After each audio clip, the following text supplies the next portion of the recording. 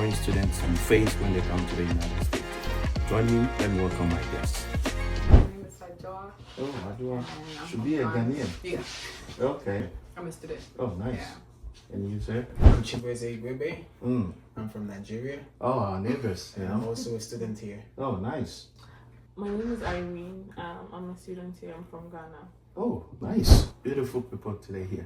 So, like I said, there are so many people who are looking for opportunities to come to America to school. And we are privileged to have this student here.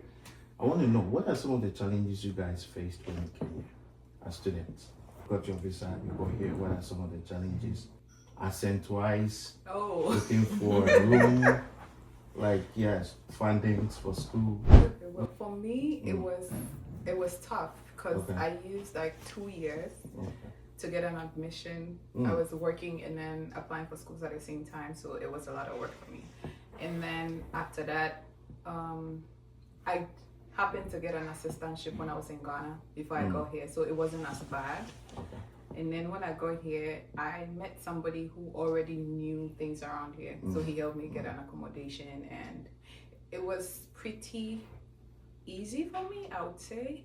But it was still tough because it's a new environment and you have to meet new people. It gets lonely sometimes because you're away from family and all that. So would you say if you come here to people you know, it's better than just to come by yourself, not knowing anybody? So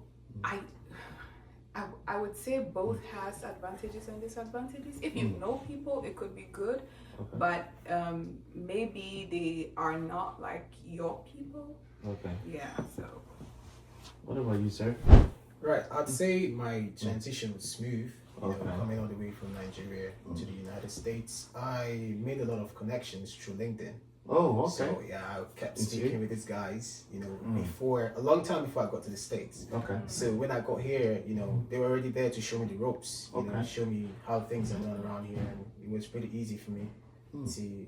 Yeah, and I'm not pretty big on the lonely part of it Okay. because I've been someone who actually stays by myself most times, but it can get lonely Okay. if you're more of an outgoing person. You know, Yeah. it's not the same thing you're used to. People are quite receptive here, but you just have to be open to talk to people. Places like in church, you know, there's a concert or something, try to put yourself out there, go out to these things and trying to strike conversations. Like, they're not going to bite, you know. The worst that can happen is you get ignored. Yeah, just try to strike conversations. And I think the people here, like most of them, I'm talking from my own experience, most of the people I've met around here, they're quite receptive. And they want to start, like, have a chat, get to know you. And I think It's because she seems to have an accent. Yeah, he has a British accent. because So. some of us never had it that way. Like, how long you been out here for? just over 2 years now. Yo, come on. So where did you Just get over this 2 from? years. I'd say watching a lot of British movies growing up. You know, I They try to always like, say that until I try to mimic the accent, you know, because I just like the way it sounds, and over time it just stuck. Okay. And it's a big thing because even back in Nigeria, when I talk, my friends would be like, "Hey, you better stop." You know, they think I'm trying to like just form something like, "Hey, Ghana I'm is this called bougie it guy." Alpha. You know, from like I'm this bougie guy, and at the end of the day, Okay. when we've known ourselves for a while and they still see us still speak like this, they know like Yeah. this is for real. Let me put that to you. They said it's difficult finding like finance for the school, or it's expensive. So how do you guys get finance for the school? Okay, so I think that the most important thing is getting access to information. So Okay.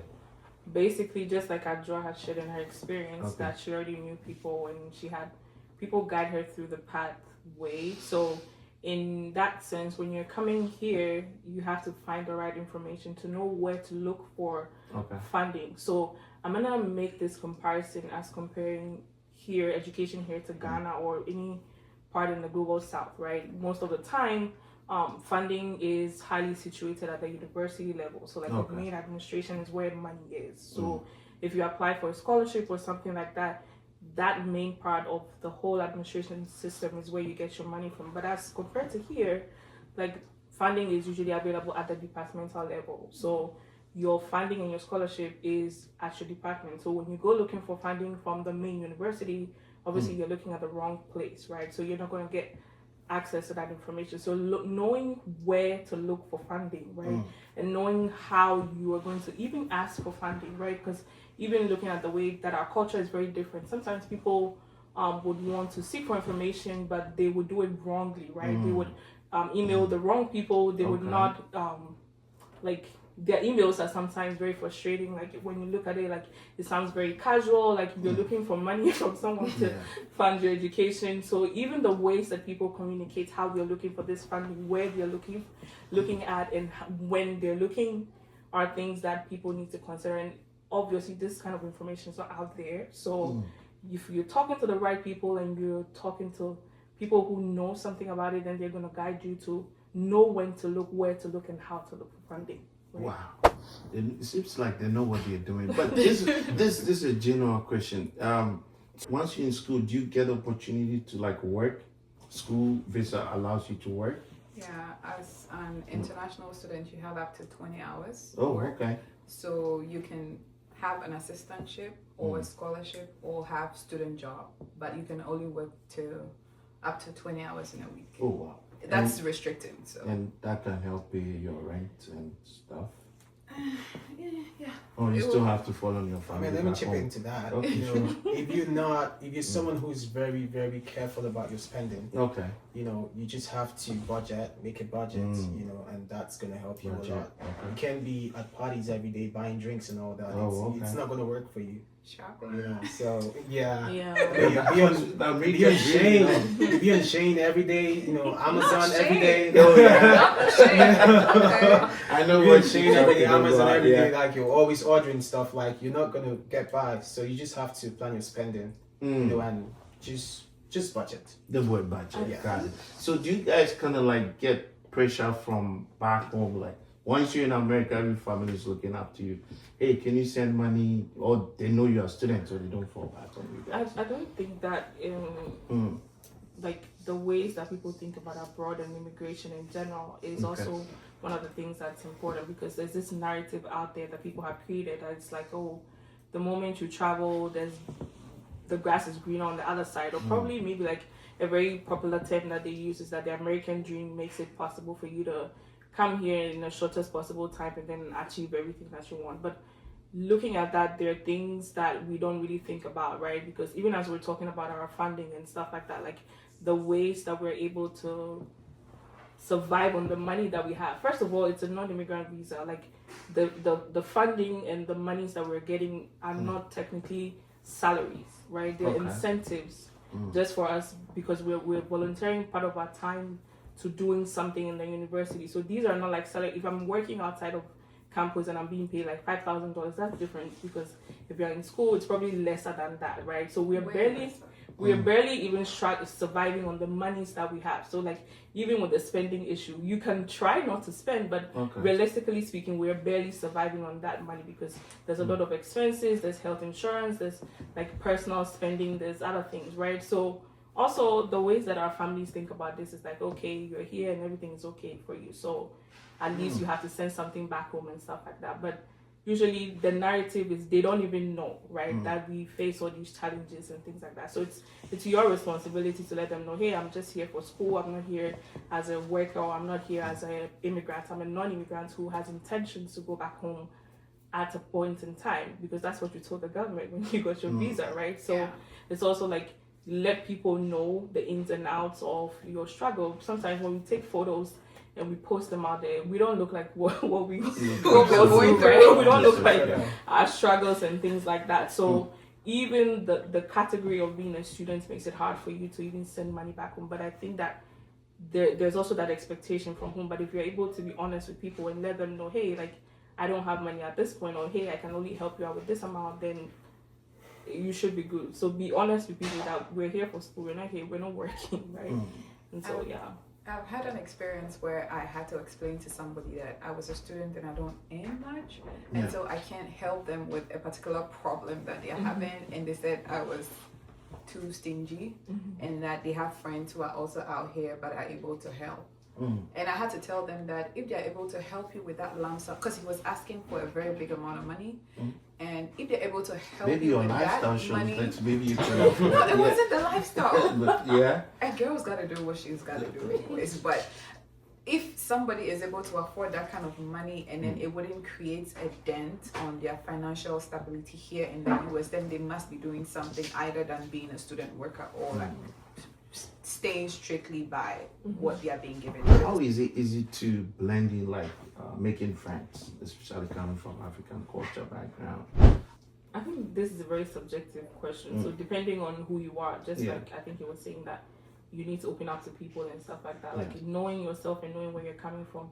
We come from Ghana, and Ghana is a very collectivist country, right? So we're all about community. We're all about getting to know people, and so there are some people that find it easy to approach people, get to know them, and just get to be friends with other people. But individually, some people may not want to do that. Some people may be very not so receptive to getting to know other people. So it depends on how you're doing it, right? And it's also like these different cultural differences creates like a gap in order for you to easily do that. So you need to learn, you need to be open, you need to be open-minded, and you also need to give it a try, right? Because if you're going to be here for a while, you need to know the people that you're going to be here with, and also know how you're going to be friends with people. Not everyone likes to be friends, so sometimes even the things that we've learned back home, we need to tone it down when we get here, because you're talking to someone, you want to get closer to people like that. Like, so you need to study the environment and know how you're going to relate to people.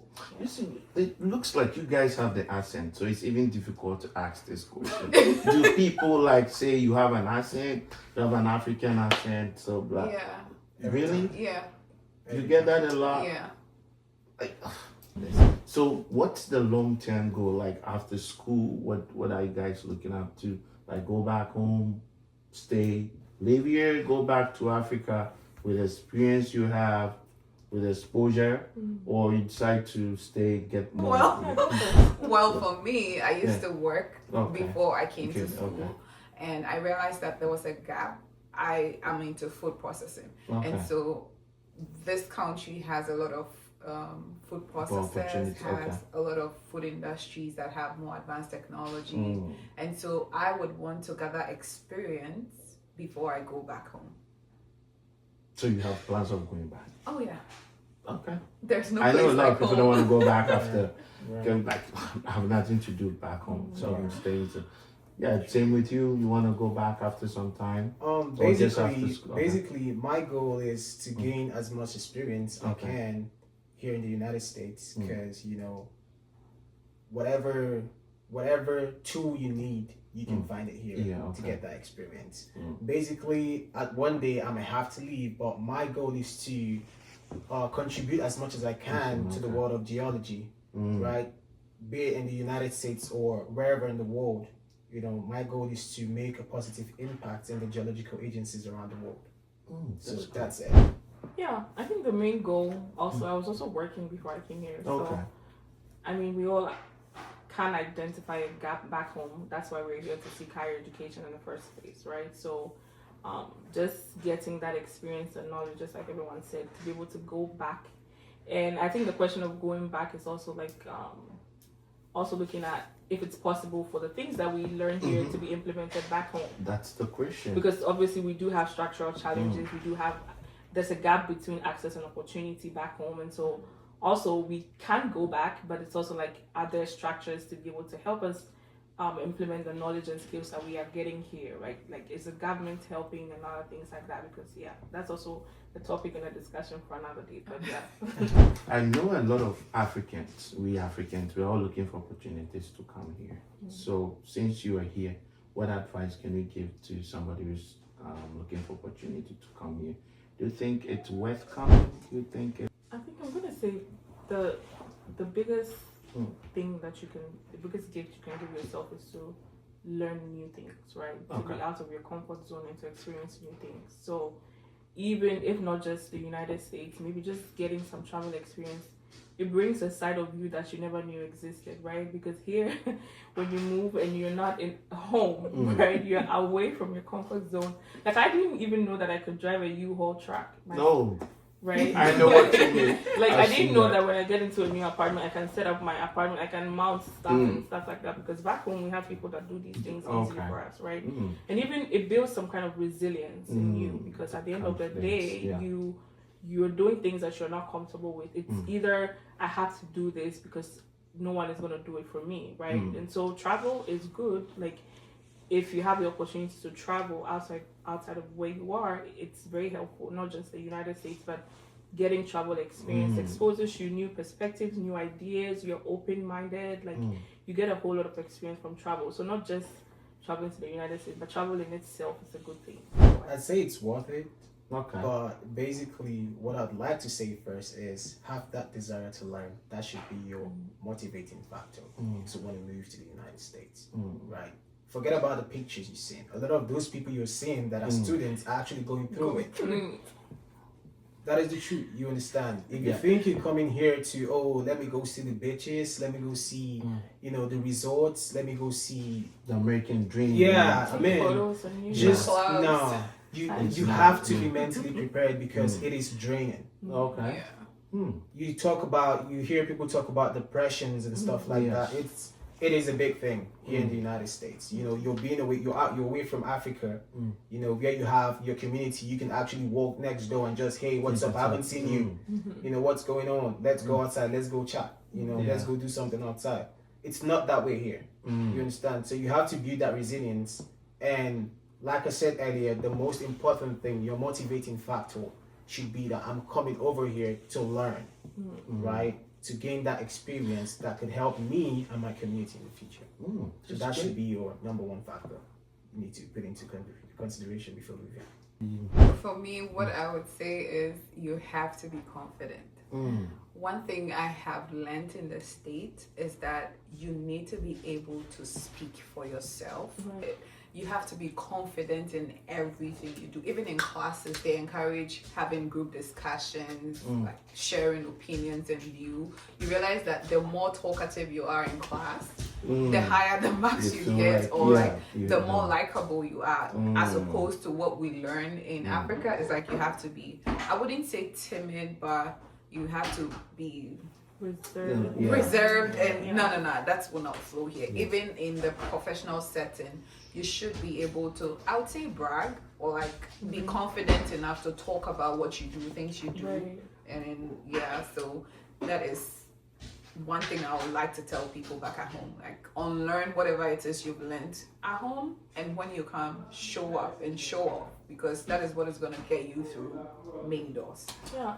And don't pay attention to the people that say, oh, you're showing off, you're doing, your voice is your power. Like no one is going to speak for you anymore, because people don't know you. Like if you step into a space and someone is like, introduce yourself, no one is going to speak for you. So you have to believe in yourself so much that even the things that you tell people are things that you know that, okay, yes, I can speak for myself. Like our culture kind of shies away from things like that, but it's also like your voice is your power. Nobody can tell your story better than yourself. So I picked a lot confidence, and thank you all for coming, and keep on watching Voice with Diaspora with Musti.